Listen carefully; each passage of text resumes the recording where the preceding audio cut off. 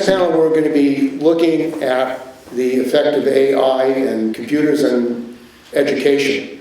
And I have covered the situation of entrepreneurs, capitalist tech entrepreneurs in education and privatization of education in California and nationally. And the whole charter school movement has been a vehicle, actually, for private tech capitalists to take over schools, get funded by our tax dollars for privately run schools, and then test the students using their software in education. And I also had the experience going to the State Board of Education meeting and finding out that around the issue of charter school operators and how they were using technology, and finding out that the State School Board of Education, in the meeting, a teacher who was on the State School Board of Education was complaining about all the testing that she had to do, teacher. And the response of the chair of the State Board of Education, well, we have Pearson in board here. They're part of our operation here, and they'll take care of this. So you actually have Pearson, a company that makes money, profit from testing, in the State Board of Education. The integration of private companies in our education system. And this is why, where they don't have enough money for teachers, they're attacking teachers and cutting the number of teachers, but the money, the billions of dollars that are going into tech in education is massive, including Google and other companies who are not only teachers rely on, but also that data is being held and by these companies. So why don't our next panelists on education come up? Andy Libson, John, and Michael Hoffman. So my name is John Klyczek. I'm a public educator. I've taught college rhetoric and research argumentation for close to 15 years now. I'm the author of a book called School World Order, the Technocratic Globalization of Corporatized Education. I've got a small box, so there's a handful of them. You can get some copies afterwards if you're so interested. I'm Andy Libson. I'm a school teacher at a charter school, Golden State Prep. I teach science at 7th and 8th grade. I've been teaching for about 25 years at what are called Title I schools, schools for students with their families, low income, and often students of color.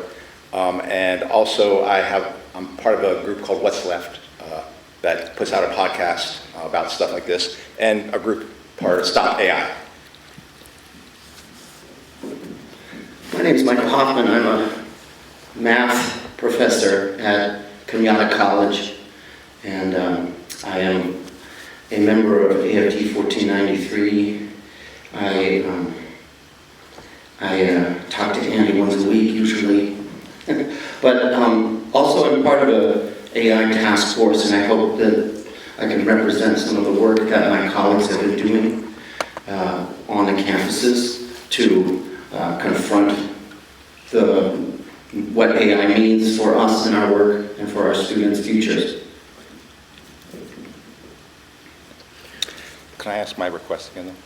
Yes, sir, go for it. Yeah, so with that piece of paper, just remind you, because this will be important for my presentation, could you write, again, your name on it, and just one thing about yourself that you would be willing to share to a stranger?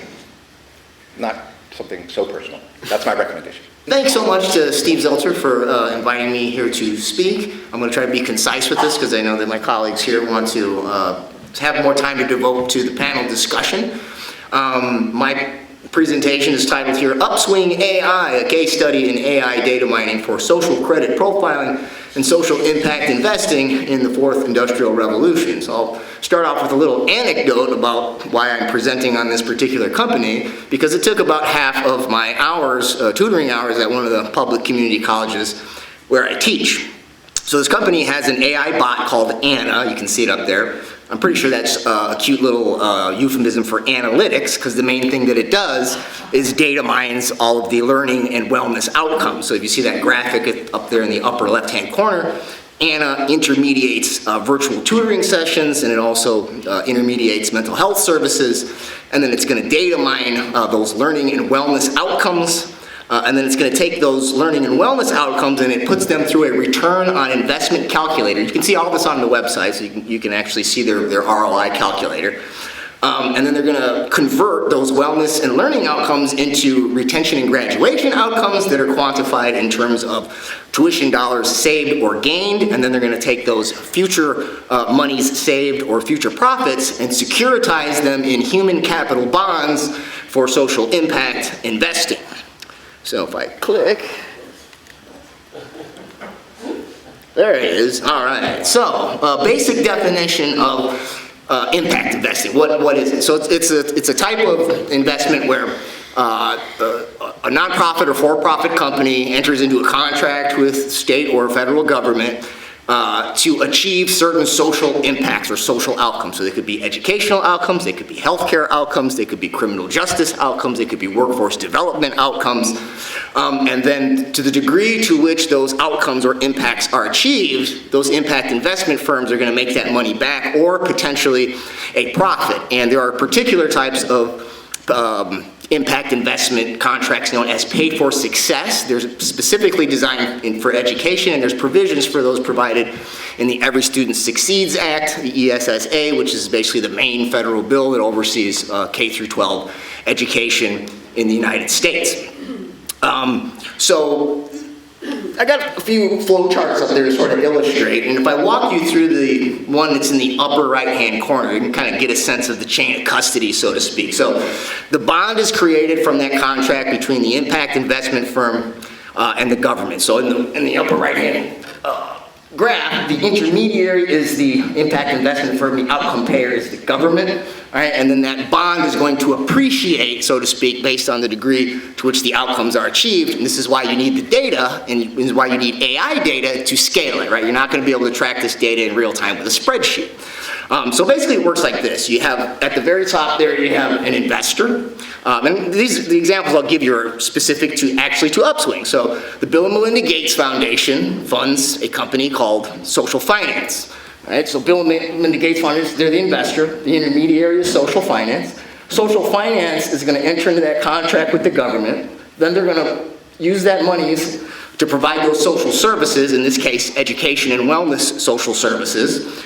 And then the data is going to get extracted from the needed populations through ANA, and then you're going to have independent validators that are going to assess the degree to which those outcomes have been achieved based on that data. And those independent evaluators are going to be consulting firms that look at environmental, social, and governance scoring, ESG scoring, which is basically corporate social credit scoring, and other sorts of sustainable development goal metrics and other DEI metrics as well. So, let's see. Here we go. So, this is not just a national phenomenon for the United States. This is a global thing, right? And these indexes are calibrated by global governance institutions such as the World Economic Forum and the United Nations. And so if you look at ESG scoring, environmental, social, and governance, the social part is essentially, these are recursive and interchangeable. So the social part is essentially DEI stuff, the environmental stuff is the sustainable development stuff, the governance stuff is public-private partnership metrics based on stakeholder capitalism, which is developed by Klaus Schwab, who is the former chair of the World Economic Forum. But if you look at the SDGs, you usually think sustainable development goals are largely focused on environmental stuff, but if you look at goals number 6, 7, 13, 14, and 15, well, those are focused on things like biodiversity stewardship and natural resource stewardship. If you look at goals like 1, 2, 5, and 10, these are essentially socioeconomic and other equity issues pertaining to either gender or ethnicity, okay? And so these are going to be the metrics that are going to calibrate or basically look at the ANA data. So I figured I'd show you that sort of a roster of the various companies, social impact finance firms, and venture capital firms that are financing Upswing. So to start off, a few of these are worth noting. There are some heavy hitters that aren't technically impact investment firms, but figured they're worth noting. So the first is the Bill and Melinda Gates Foundation. Second is JP Morgan Chase. The third is the Lumina Foundation, which you probably never heard of, but I thought it was worth noting because on the board of directors we have the president of the Federal Reserve Bank of Chicago, Austin Goolsbee, who was also chair of the Council of Economic Advisors under President Obama, and he's also a member of the Order of Skull and Bones. Another one of these companies that's interesting to note is Google. It's not actually, Google itself is not an impact investment firm, but they have a Google Startups Accelerator, and that is a venture capital arm that also funds Upswing. Now, Google partners with social finance. Social finance also partners with the Charles Koch Foundation. And another one that's worth noting is Imaginable Futures. This one is set up by Pierre Omidyar. Pierre Omidyar founded eBay. eBay is connected to the Central Intelligence Agency. The Central Intelligence Agency is what created some of the first venture capital firms like In-Q-Tel, and it was In-Q-Tel that provided the venture capital dollars to create Google. And In-Q-Tel also provided the venture capital dollars to create Palantir, which is one of the premier AI companies today. That's Peter Thiel's, and Peter Thiel comes out of Stanford, which you see up there. Their impact investment fund is also financing Upswing. So last slide here is just more of these, and I'm not going to go ahead and explicate them. I actually just made a longer video report sort of detailing all this. If you go to my YouTube channel, it's School World Order, you can actually, I'll break down each of these VC and impact finance firms just so you can see their portfolios and whatnot. But the main thing I want you to take away here from this presentation is that AI is not just about automating labor in order to consolidate the means of production. Ultimately, it's about scaling ubiquitous biopsychosocial data mining in order to amass predictive analytics that can be monetized to create new human capital bond markets for the new social impact finance economy of the fourth industrial revolution. Stated differently, the AI endgame is all about upgrading from surveillance capitalism to a techno-feudal panopticon in which workers and consumers are converted into literal human resources and indentured into algorithmic bondage to be bought and sold like digital chattel in the global social credit economy of the fourth industrial revolution. And that's my presentation.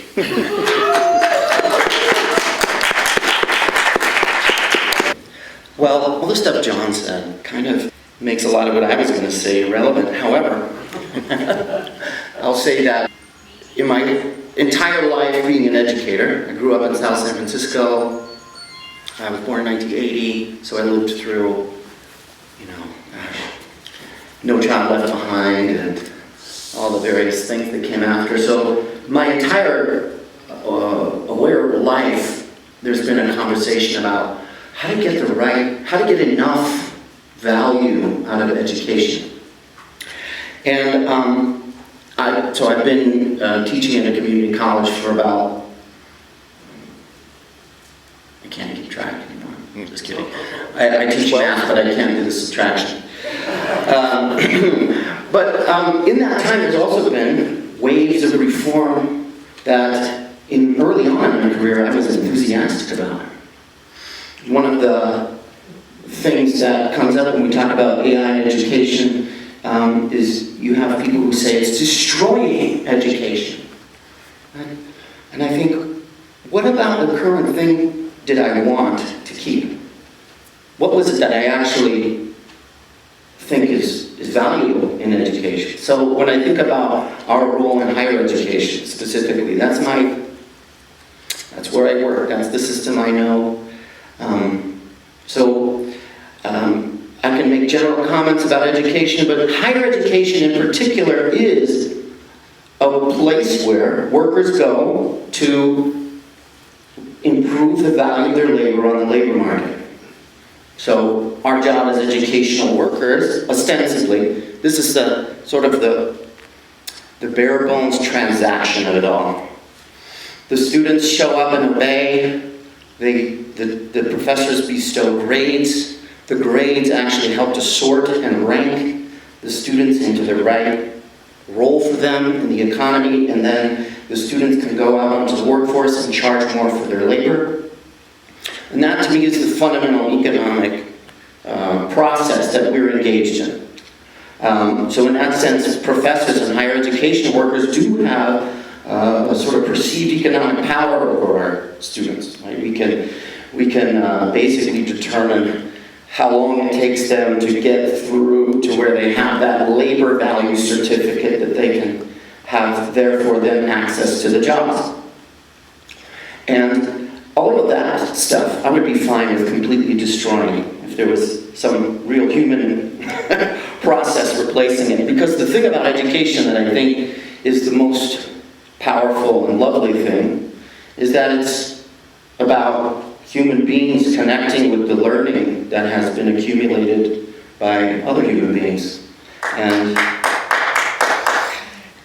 therefore the process of education is a joy. It's a part of it. Being a human. It is so enriching to see, not to see, to work with and develop alongside other human beings, to learn from our past, learn from our shared past.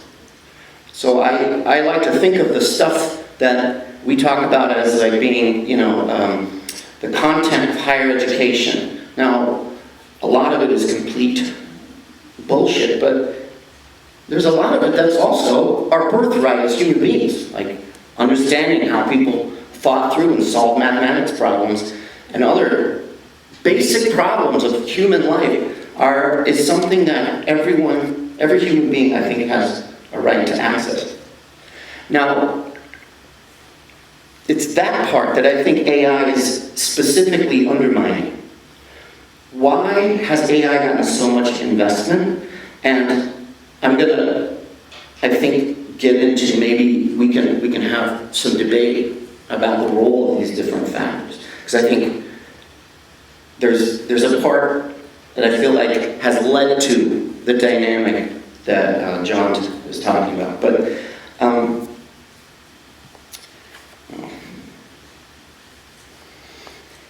if you're a financial capitalist, you're looking at how much money do we spend reproducing labor. In fact, if you're a business owner, chances are the thing that you're most worried about is making payroll. Any part of any budget. It's these darn human beings. They're so expensive in this production process. So imagine if instead of having to every year get these babies up to speed with the vast, with the history of human knowledge, and instead just train one or a few machines that you teach them once and they never forget.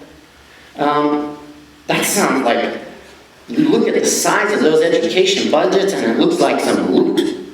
Looks like something really, really profitable to get into. So I feel like we've been led to the point where now AI can completely undermine the basis economically of our work, because we've been led along in, what the kids might call the neoliberal revolution, or the complete financialization and transactionalization of everything, which was made possible by further quantifying all of these different metrics. Remember when we had to figure out what value exactly was added by education? We had to implement standardized tests to figure out which teachers are really adding value. The thing about it is that whole process was going on in all kinds of aspects of our lives, including the attention and the basic way we spend our days, what we pay attention to. So technology, having captured so much of our attention already, was now ready to completely commodify it. And it also means that the human role that education can play becomes even less important. It becomes much more important, the other kind of aspects of education that John was talking about, which is essentially, what do you do with the surplus population that can't necessarily be integrated into a profitable working arrangement? So we, in the education field, I would say, especially in my community college world, we feel that we are helping students attain some kind of social access. People see themselves not as workers, but we're like privileged priests that introduce the students into the world of high-paying jobs. And that has just become so much more obviously fake, when the whole point of all this AI is to not have more jobs, is to have no more jobs, especially not for intellectual labor, because that's the easiest part to automate. So, I feel like we're fucked. Sorry if I'm not supposed to curse, Steve. Are you allowed to? I feel like you should be able to swear on labor TV. You know, I don't know. But we're also fucked because people believe that there really is no point in even thinking that we could somehow have a different arrangement. People are have so given up on this idea that we can make some kind of broad demand, that it could be arranged in some other way, that the technology is just inevitable, and you have to get on board, you have to stay relevant, professors, you must stay relevant, you'd better learn how to turn AI into something positive in your classrooms, which all of our institutions are rushing towards, including the International, my own union, saying, well, let's just make sure educators are involved. And this is the predominant stance of educators towards what's happening in AI, is that they're like, well, if we just have a voice in implementing it, maybe that will improve things some. But what that means is that the whole concept of having a totally different model of education, I don't know, like one actually based on educational research, one actually based on cognitive science and human development. If we actually had a system based on that, then there'd be a lot more people just reading together and discussing and creating things together, and it wouldn't be so urgent to get the right scores and turn in this paper and that paper. For what? To prove your worth to the world of capitalists. That is what school has become.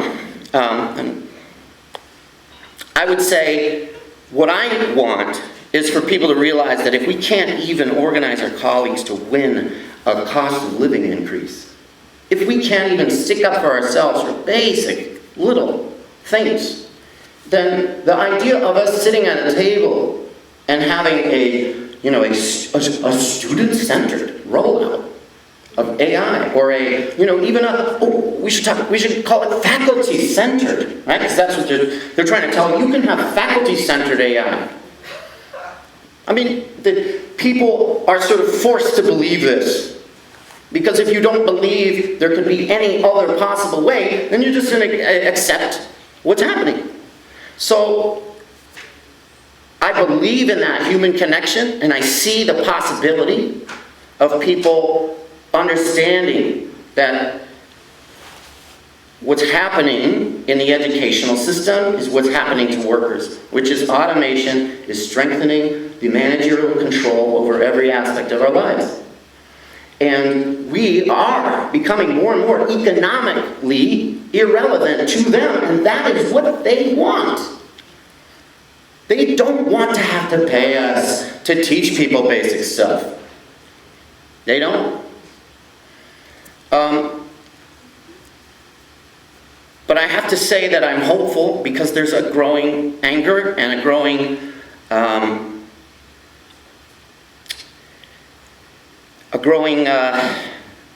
militancy, I would say. But those voices are still organizationally marginal. So how do we build organizational capacity behind the idea that we don't need this stuff? These chatbots or agentic things are actually really just there to replace us. And we don't want that. We actually want the really good human part.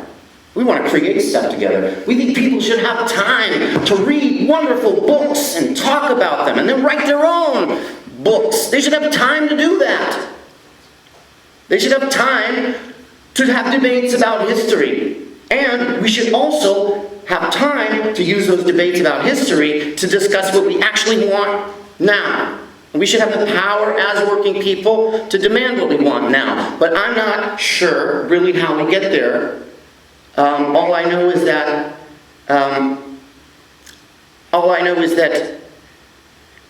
there appears to be potential, but I don't see how that power is going to develop into something coherent. And I don't claim to know. So, I don't fucking know what to do exactly. But I do know what I want. And I know that a lot of people share in that vision of what I want, which is a world where people are basically taken care of so that we can enjoy all of the amazing things about being human, and we can spend a lot of our time passing that on to each other, creating and learning together, solving real problems, not just trying to optimize the return on investment of fictitious capital. And so I just want to thank my colleagues who are not here today, unfortunately, but have been working really hard trying to figure this out. Trying to implement solutions that, a lot of people are talking now about, like, we're just going to go back to paper grade books. And we're just going to, go back to paper grade books, print our own workbooks, and do education like that. But there's a political shift that has to happen with professors. If that is going to develop into some kind of solidarity, we have to let go of our role of being the arbiters of labor value. Our role in ranking students about how valuable they are to the labor market. If we let go of that and focus on the real human connection and development of people, and forgive people for being, just forgive people for being annoying and broken and all these things that professors end up complaining about. If we can do that, education can be a site for some radical politics, but I think that it's really up to the entire status of class struggle in order for us to really turn this around. But I do think a vision of a world that is for human needs includes an educational system that looks very different. Like Michael, I do believe we're effed as well. And I think, after listening to what John is saying, I am a teacher, but my understanding of my job, in part now, as a teacher who teaches about 150 students total per day, my job is to help organize the data collection of those students so that data can be sent and centralized and looked over by Lumina, Bill and Melinda Gates. Who were some of the other that were mentioned? Google, the Stanford Impact Investment Fund, Social Finance, Right. Impact America, NextCube, Sustain VC, Village Capital, Boston Capital, Rethink Education. And so that is how I now understand my job, whether I like it or not. I'm against that, but that is what I do. And I want to do something to talk a little more, because I think I will talk about AI, but I want to talk more deeply about the infrastructure that AI is on. And to do that, we're going to have to go to those pieces of paper that you wrote on. Does everyone have that piece of paper that you might have written something on about yourself? Can you do me a favor and just find one person to swap your pieces of paper with?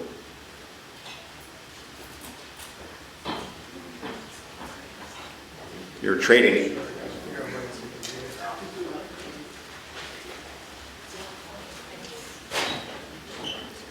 And it can only work if you have paper. Some don't have access to paper. That's another thing we have as a problem in our society.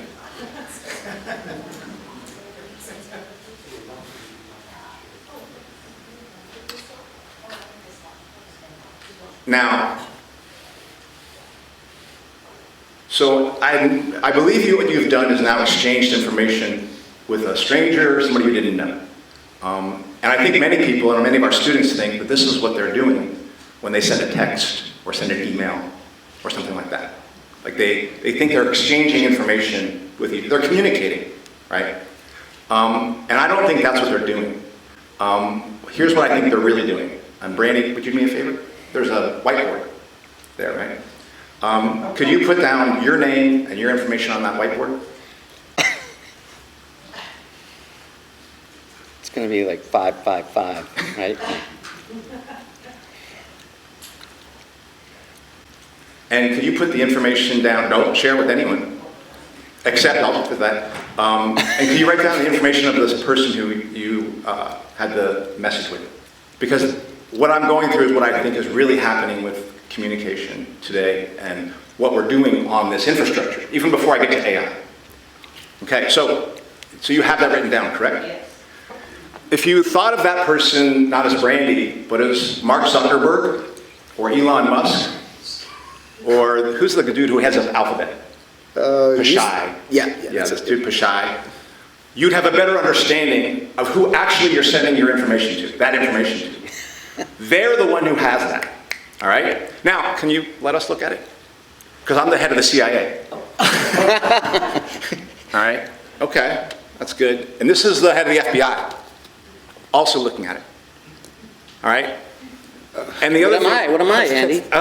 you can just be Trump. Sure. And this was done not just under Trump, this was done under Biden, this was done under Obama, this was done under Clinton, Bush, all these folks. We were doing this. We were giving that, you can go back now. You were using a person like Zuckerberg or Elon Musk, you were sending them a note that they had. That piece of paper in your hand doesn't exist. You didn't have that piece of paper on your hand because you never wrote on anything real.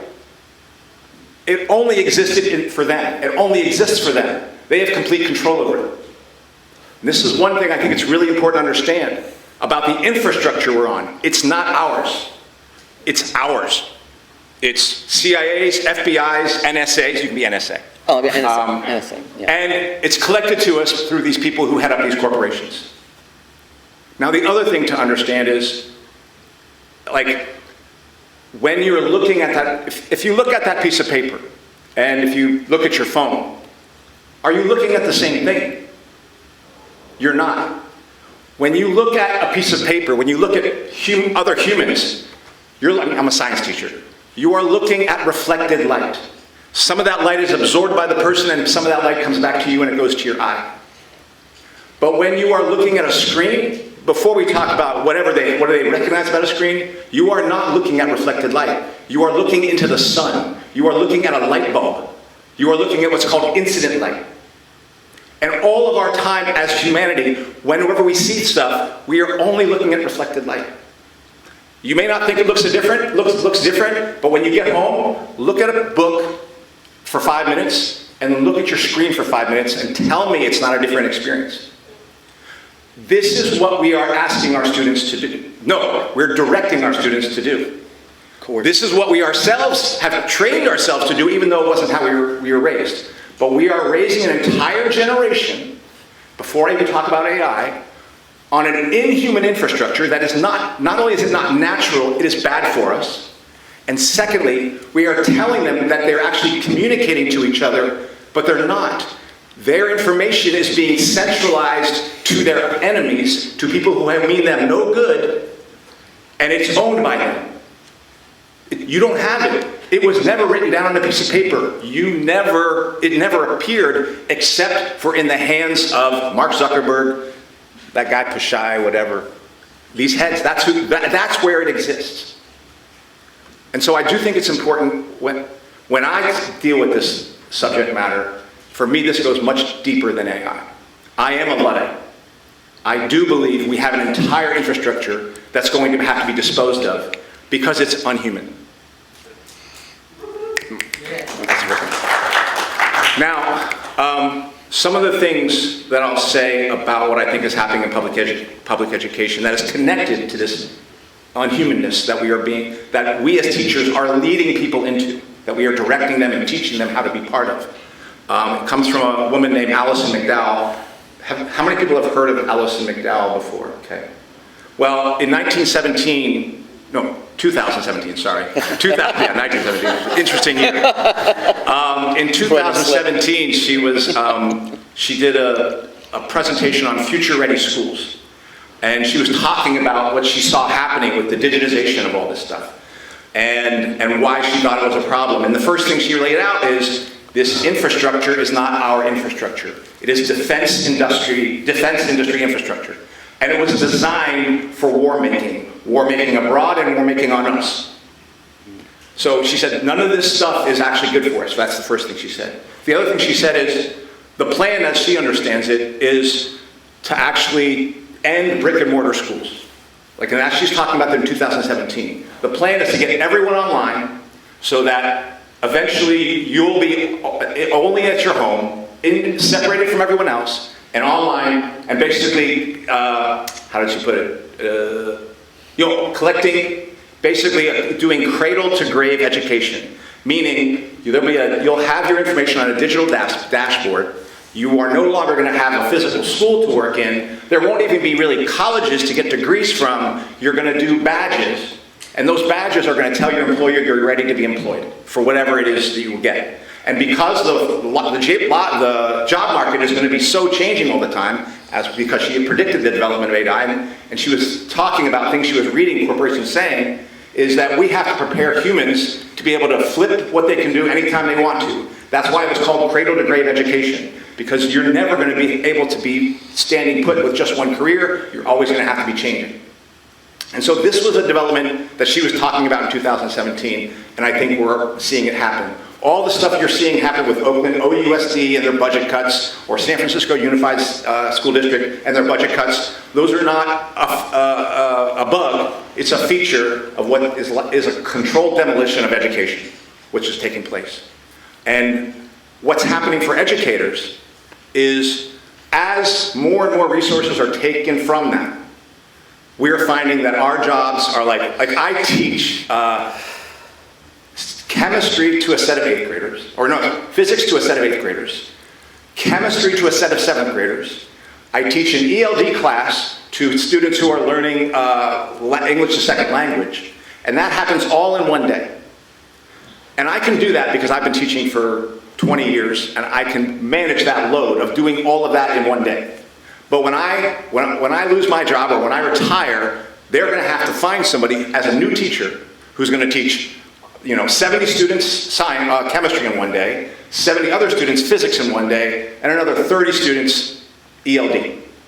That's going to be very hard to find. What is ELD? English is language development, basically. It's for students learning whose families speak Spanish. English as a second language. Yeah, families primarily speak Spanish or Chinese, and I'm trying to help them acquire English. That is difficult for an experienced teacher. It's unsustainable for any new teacher. And in the context of what's happened with people when we locked out the schools and sent everyone onto computers to be there, that again was not just an accident. That was another part of the controlled demolition of education, so that people got used to and people could get a sense of, here's how your future is going to run. That's what people call COVID was really about getting everyone to experience this world that we were being directed to. They thought they were going to get us to, I believe they thought they were going to get us to there earlier. I think they're having to slow their roll a little bit, but you can see we're moving, since 2020, we're moving very quickly into this world of AI and stuff like that. So, as a teacher, this is what I see happening. And even though I'm against trying to bring computers into the school, or trying to have students on computers, like, there's not enough working photocopiers for me to actually give paper to all the students who I want to read something. They will have to sometimes read something on a computer. And I give, as a teacher, they take standardized tests on a program called iReady, which basically collects all the data on what they do, learns about how they're learning, because if you get a problem wrong, it makes the next problem a little easier. If you get a problem right, it makes the next problem harder. This thing is learning about them. And it's basically training them. Or it's training my replacement, really. And the last thing I want to talk about in terms of another feature of this is something called digital twins, which is something else Alison McDowell talks about. Does anybody know what a digital twin is? So, a digital twin is, the idea is, well, if a computer can simulate a building by knowing what it's made of, or simulate a space by recognizing, like how is something structured, you can do something with it. Well, digital twins aren't just being made of offices or universities or infrastructure. Each of us is producing our own digital twin on the data that's collected on us. And that's a big thing, particularly for students right now, is all the things that they're doing on a computer is data collected not just for data mining and things like that to train AI, it is also them producing a simulation of themselves for AI to basically both kind of say, well, here's who I think you are. Here's if I want to adjust what you're going to do, I'm going to give you a prompt to see if I can get you to go that way, make a prediction of how I can direct you, control you. But ultimately, it is them simulating us to really control us, to remake us, essentially, in the digital world. And those things, to me, are like completely inhuman. And I would say that, like, being part of that, for me, is like something we have to fight. Well, what does that fight look like? Currently, I would say, and this is the reason I asked you the question about how much do your colleagues recognize what's going on. I feel like there's literally no recognition among my peer educators of what we're doing, of what we're truly actually up to in the education system. The American Federation of Teachers recently agreed to work with Anduril, Anthropic, that's right. Anthropic and Google, Google, and I believe OpenAI. OpenAI, right, to integrate the use of it. Train 100,000 teachers on how to bring AI into the workplace. And I don't think unions are like that upset about that. And most of the teachers who I know use ChatGPT or some sort of AI to produce their slides and things like that, without any understanding that this goes well beyond students cheating on ChatGPT or something like that. This is us literally replacing ourselves as teachers, creating a situation where our students themselves won't have jobs, and our information of our students being collected so that the computers can have models of them, and then also just sell their data to the latest social impact company. The things that I feel like we can do, or I can do, is at my own job, they've asked me to teach a scripted curriculum, and I refuse to do that. Scripted curriculums are one of the ways that we're kind of training our AI replacement. If we can get all teachers to be teaching the same script, you can use that to kind of iterate a better script, not just for the human, but ultimately for the computer that's going to replace you. And that's something I refuse to do. The other thing was when they asked me, like, will I teach, I was at a recent PD, and they were talking to me about iReady, which is this program that students use that basically shows the student how to become better at math or better at English by learning about them. They asked me how many minutes would I be willing to use this program with my students, and I said 0. And that I was probably the only teacher who felt that way. But by and large, I, as a teacher, am trapped in a system that I don't believe in. I'm trapped in a system where, like Mike was talking about, my students are really a commodity to be trained so they can be exploited by an employer. And now it's gotten worse than that. Now I'm a data collector for all the people that John is talking about. And I'm very pessimistic about that changing until more of us educators actually come to that understanding of how deep the problem runs and how much we're going to have to do. But I do believe that paper and pencil are part of the answer. I do believe that doing things that don't allow our opponents or our enemies, like the Bill Gates and the Elon Musks or the CIA or NSA, to see what we are doing, I do believe that that is part of the solution. But that's something we're going to have to do together. How is that going to happen? I don't know. Will that happen? I'm pessimistic of. But I don't see any way around that if we're going to actually be able to recover humanity and be humans with each other. Otherwise, we're just going to have this sort of imaginary world of the Fourth Industrial Revolution and the metaverse, where we think we're communicating with each other, but we're not. That's it. Thank you.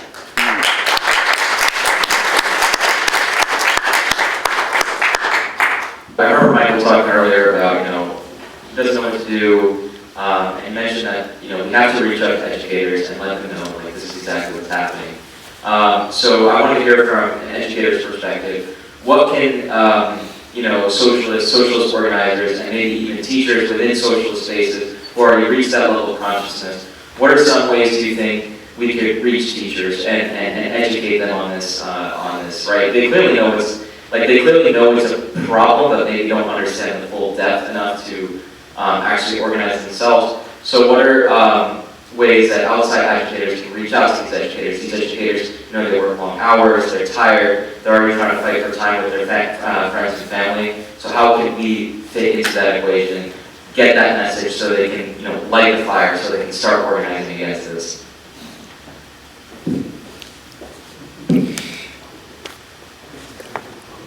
I'll just say that I mentioned to my local adjunct AFT union, and I've presented them with a lot of data over the years, and I invited them to this event. None of them are here, so that's about what I can add to it. Michael and Andy probably can have more to add to this than I can.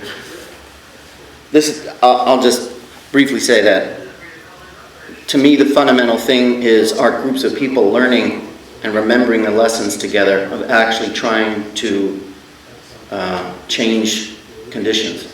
So I phrase it that way because a lot of the institutions and also the practices we've inherited actually prevent people from actually thinking through what to do about it, executing those decisions, and then learning about it together.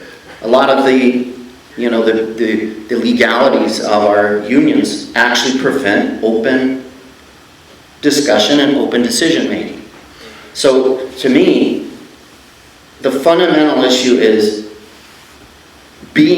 I do think we have to see that there's an unevenness, like some of us will have a vision and want to fight. It's not going to be universal, right? And that's like what you're saying about having a certain consciousness, but we can't expect that from all of our colleagues. And just like in education, when we know that human beings get better at things we practice actually doing, right? In an authentic context, right? Which is, to me, the thing you have to practice doing in a very authentic way is try and have an impact on actual events. Try and win even just very basic things that a group of people agree on, and then assess together how that went. Right? So I think it looks different places, but you have to be using your own heads, and you have to be engaging people in the process of imagining something different, fighting for it, and then learning how that went. And it has to be honest. And there's a lot of shit that gets in the way of that honesty. I think one of the questions this raises is challenging really a system. We're not talking about an individual industry or a company, it's a system. What we're talking about is capitalism. This is what we're talking about here today. This is the capitalist system.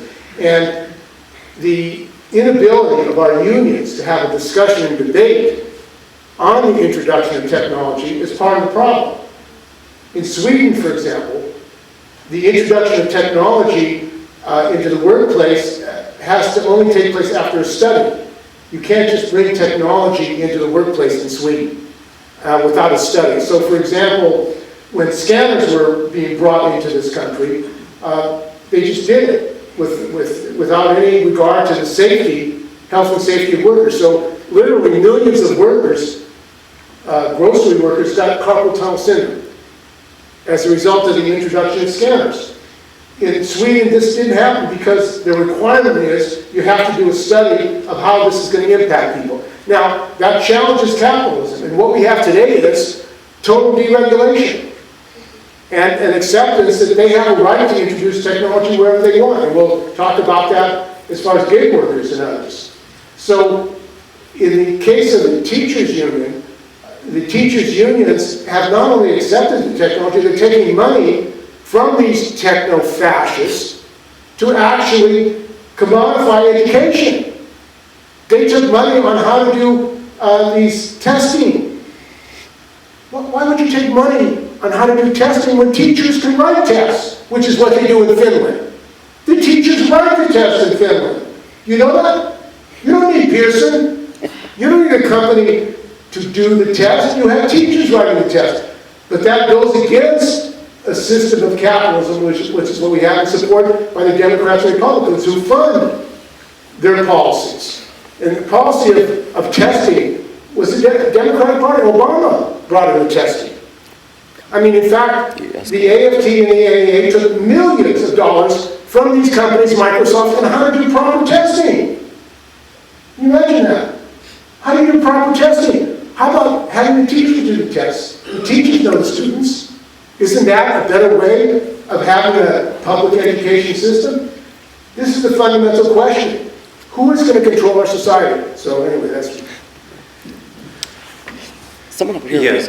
Well, I want to try to respond to that question, because that question, as a person who definitely who sees capitalism and the theft of workers' wages, and the way that you're speaking of it is even a greater theft. Like you're not even getting wages to be getting like surplus value stripped off. You're not even getting anything. You're getting zero, right? So the level of theft now under capitalism is worse than it was when we were born, and we were born into capitalism. So with that situation we're facing, I ask myself the question what we can do. Because I do feel like in general, I have about 30 other colleagues at my work, and I do feel that a vast majority of them are largely okay with what's happening with AI, with what's happening with data collection. So what I try to do is make my opposition to Stop AI public. I have decals, I have stickers that I have in my room. Students ask me for those stickers sometimes. Why are you against AI, Mr. Libson? And I say, because it's going to take your job. And it's just stripping data from you. When they ask me about, like, how is that related, when SmartPass was implemented, when they had to fill in a SmartPass data to go to the bathroom, I showed them the profits that SmartPass was making based just on collecting data, and I said, if you want to fill that in, you can, but if you want a physical pass from me, you can take that as well. And many of my students take that physical pass instead of filling out SmartPass. And my principal wonders why your students don't have so much SmartPass information. And I'm like, well, they don't want to fill that thing in.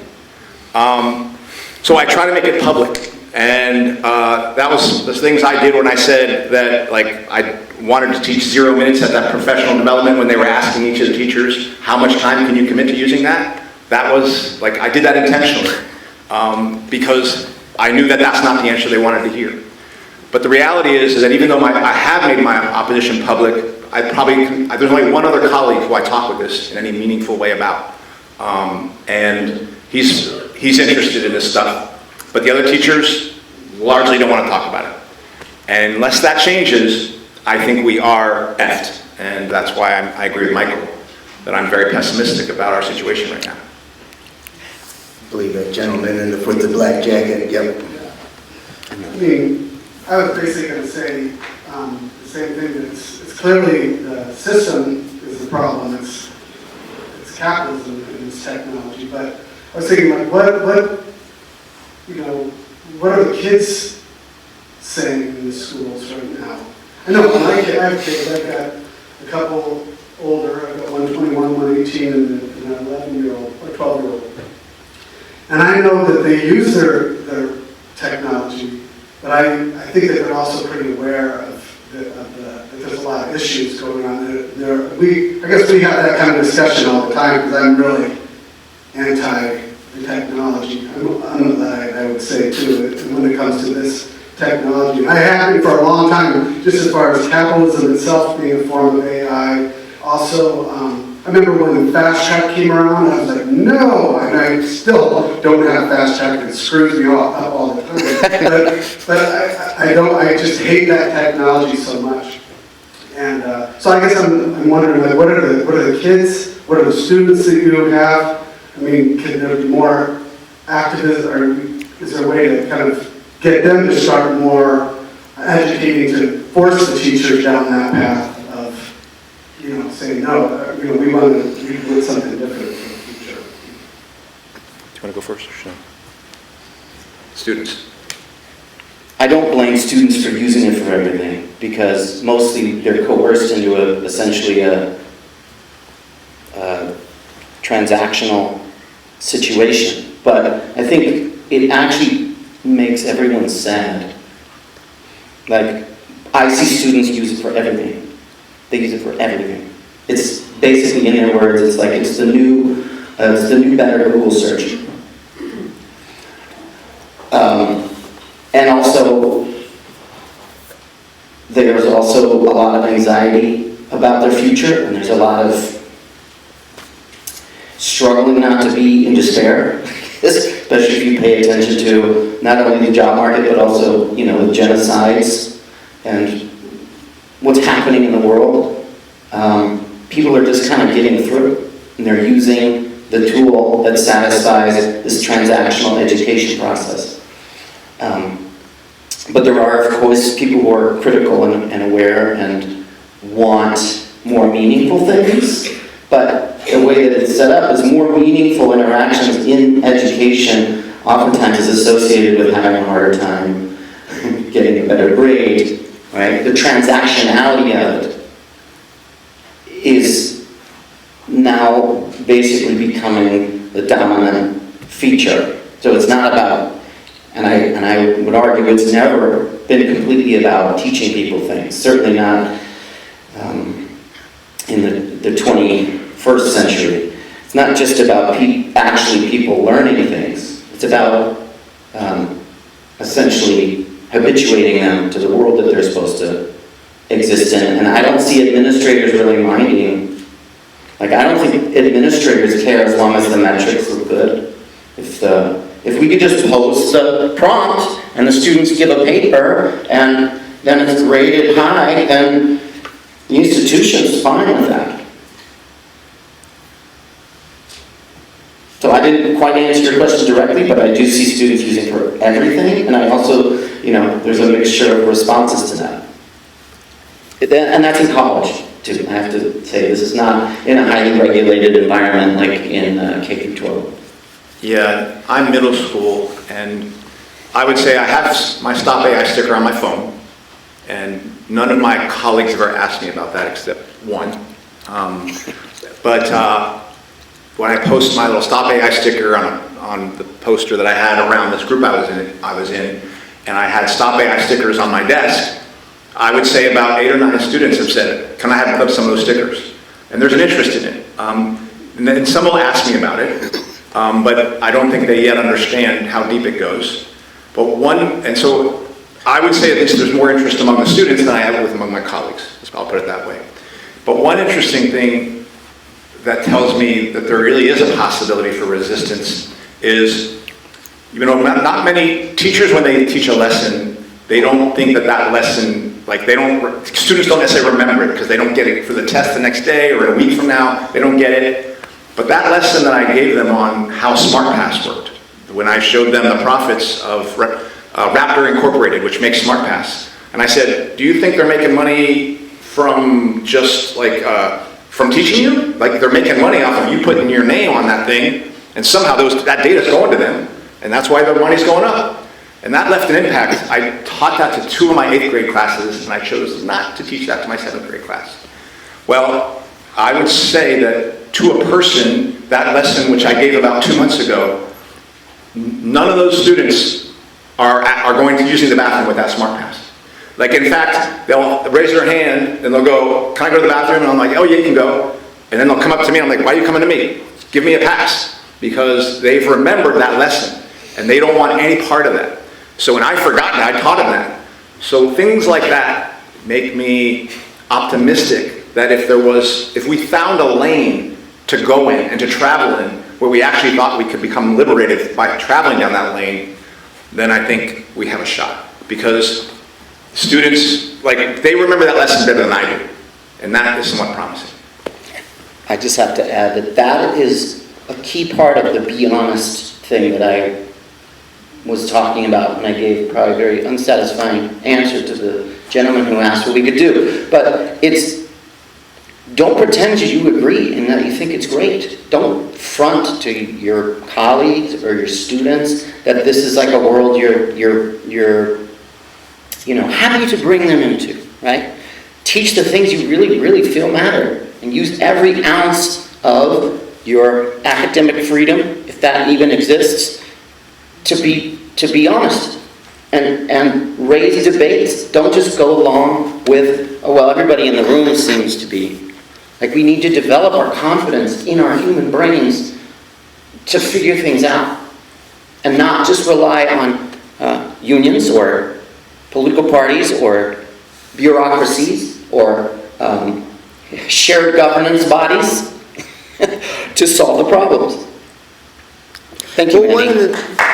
one of the things that I've tried to do is, so in my English 102 course, I usually pair it with Brave New World, and so it's like a sort of a gateway to just talk about a broader phenomenon associated with artificial intelligence. That's just technocracy in general. So we look at a lot of stuff on AI, data privacy. I show them the Journeyman TV documentary of the social credit system in China, so they can just kind of get to see a view of what surveillance capitalism looks like when it comes full culmination.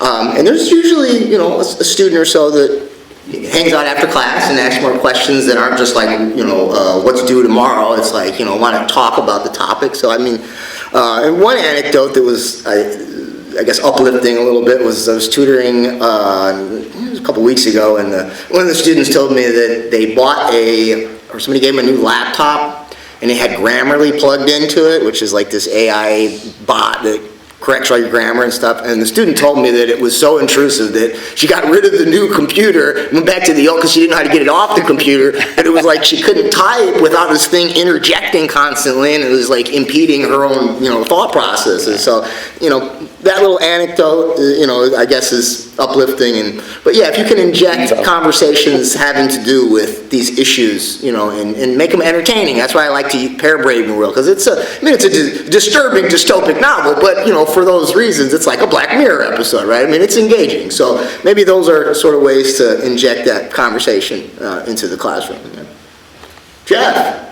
Hey, how's it going? I think you need a mic, though. This guy had it. Oh, this gentleman did.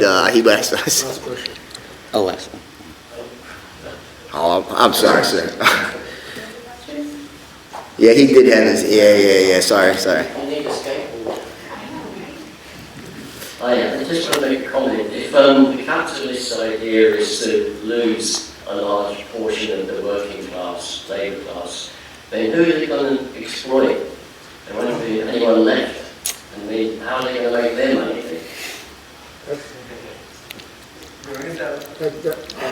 Well, in some ways, I honestly feel like at this point in the sort of late stage capitalism, it's essentially it's almost not even about profit anymore, as it's about supply chain management and supply chain stability. So it's just about keeping the economy, the gears turning at this point. I mean, they essentially have monopolized more or less everything, right? I mean, the Klaus Schwab quote, "You'll own nothing and be happy." So that might be the way to conceive of it, because I've thought about that too. Like, okay, so wait, where is the actual value in what's being produced? And it seems to be, there's a whole school of thought on systems dynamics and cybernetics that sort of integrates all this stuff into like centrally planning global markets, and you know, so that would be my answer. I think Steve said he had something. Let me just say one thing, and then because that's something I think a lot about, and I do believe that while the capitalists run society, they're not in control of their system. The system directs really what's happening, and it compels them to essentially lower their profits by taking humans out of the equation. The more they take humans out of the equation, they don't think of it this way, but they are actually making their profits slimmer and slimmer and slimmer. You take all the humans out of it and make it all just tools, buying tools, profits are zero. Then capitalism literally is kaput. But they don't know, and they care, but they don't know, and that's where they're taking us anyway. Whether they'll destroy their system or destroy us by making profits go zero and nothing gets produced, or through environmental destruction or nuclear war or all of the above. War really helps. Right, that's where they're taking us. And their solution is not only not a solution for us, it's not even a solution for the system, but that's where it is going. And that's why I do believe we are headed towards an end unless workers can do something and create a new system that we can actually live with. I think about capitalism, the system of capitalism is the production of commodities for exchange for profit, surplus value. Robots are not going to buy commodities. So you're undermining the basic systemic structure of capitalism. But each capitalist doesn't think about that. They think about how much profit they can make and how much speculation they can make in making more profit, making more capital. And I want to end this panel by talking about what's going on in San Francisco.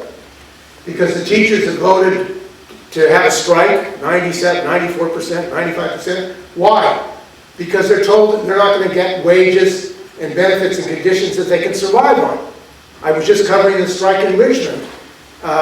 Teachers are living at home of their parents because they can't afford to have their own house. Why? Housing speculation, companies, capitalist companies buy up all the houses for speculation, not for use. And people can't, in San Francisco, there's 60,000 empty flats. And yet in this strike, and this is important in San Francisco, they're having a strike in San Francisco about having decent wages and conditions for themselves and decent wage conditions for their students. And you have over 70 billionaires in San Francisco. In California, you have trillions of wealth of these billionaires. But the Democratic Party is not talking about an emergency session in the state legislature to make the billionaires pay for this economic crisis. They don't have enough money in California for schools. They don't have enough money in California for hospitals. Where is the money? It's held by the billionaires who run San Francisco, who run California, who really run the world. And they're telling us we're not going to be able to survive. I mean, what is the future? This is why young people are pessimistic. What is their future in this system? What is their future? You can't buy a house. You can't get health care. You can't get a job, a union job with seniority. Most workers are non-union. These are fundamental issues which are radicalizing the entire population. And I'm much more optimistic than Andrew. I think people can wake up, and people in this country have waken up. In San Francisco in 1934, there was a general strike. The last general strike was in Oakland in 1946. Working people haven't flexed their muscles yet, but they're being forced to because they have no other way of surviving, and I think that's really what's going on. I mean, public education, adjuncts, all the adjuncts can't get regular jobs. They're called freeway flyers. Freeway flyers, I mean, for faculty members. This is a systemic destruction of public education. I mean, the faculty, I mean, you can't get a regular job, you can't get seniority. I mean, these contradictions are because of the system that's not organized for people. That's really what it amounts to.